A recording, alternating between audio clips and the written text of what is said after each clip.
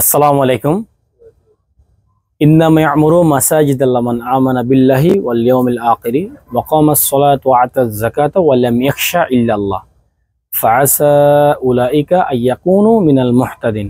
জি, আমি বলতেছিলাম 9 নম্বর সূরা তাওবা 58 নম্বর আয়াত। আসলে মসজিদ রক্ষণাবেক্ষণ নিয়ে আল্লাহ তাআলা অনেক সুন্দর করে এখানে কথা বলছে। মসজিদ রক্ষণাবেক্ষণ তারা করবে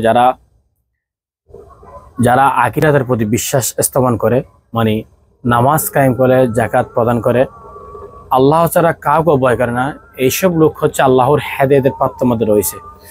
তাহলে আমরা দেখি অনেক সমাজের মধ্যে আমি কিন্তু অনেক সমাজ বলতে আমি জানি না, বিশেষ করে অনেক আমাদের এই বাংলাদেশের মধ্যে যত মসজিদ আছে বলতে পারবো না সব দিকের মধ্যে ভালো কমিটি আছে, ভালো খারাপ সব দিকে আছে, কিন্তু এই মসজিদ রক্ষণাবেক্ষণ কারা করবে আল্লাহ তাআলা বলে দেওয়ার পরও আমরা কিন্তু মসজিদের কমিটি নিয়ে তর্ক বিতর্ক করি, মসজিদ কমিটি হওয়ার জন্য আগ্রহ পোষণ করি।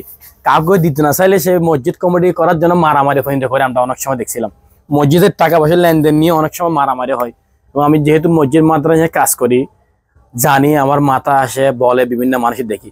তো ভাই আমাদেরকে বলে আসছে আপনি তো একটা অ্যান্ড্রয়েড মোবাইল চালান, অন্তর্পক্ষে আমি ছোট ভাই নাইম ভাইয়ের ভিডিওটা অন্তর্পক্ষে দেখবেন। বাট আমি তো কথা খারাপ বললাম, আমার সূরা তাওবার একটা তো আল্লাহ তাআলার কথা তো এখানে খারাপ বলা নাই, স্পষ্ট কথা। মসজিদ কমিটি নিয়ে আমরা টাকা পয়সা দিয়ে অনেকে দেখি আবার ব্যবসা করে, মসজিদের টাকা দিয়ে ব্যবসা করে, আবার অনেকে গাড়ি কিনে। আসলে কাউকে উদ্দেশ্যহীন করে বলা হচ্ছে না, আপনাদেরকে বললেছি আসলে মসজিদ কমিটি কারা হবে আল্লাহ তাআলা অনেক সুন্দর করে আয়াত সূরা তাওবার মধ্যে পড়েছে, তারা এখানে তাফসীরটা আপনারা প্রবলেম বুঝতে পারবে। তো আমাকে আপনারা কেউ দেন মসজিদ কমিটি করার জন্য, বা আমাদের অনেক বন্ধুরা আছে তাদেরকে দিলে তারা কিন্তু চাচ্ছে বলবো না আমরা উপায় করবো না।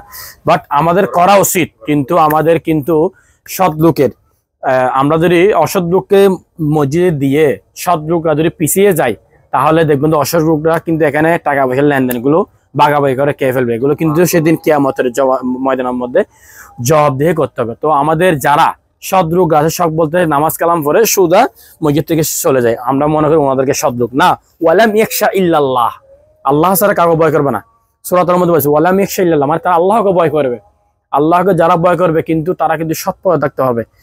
এখানে কিন্তু অন্যায় করলে সমাজের মধ্যে এগুলো প্রতিবাদ করতে হবে। সমাজের মধ্যে আপনি কোনো একটা মসজিদের জিনিস কেউ চুরি করছে এটার প্রতিবাদও করতে হবে।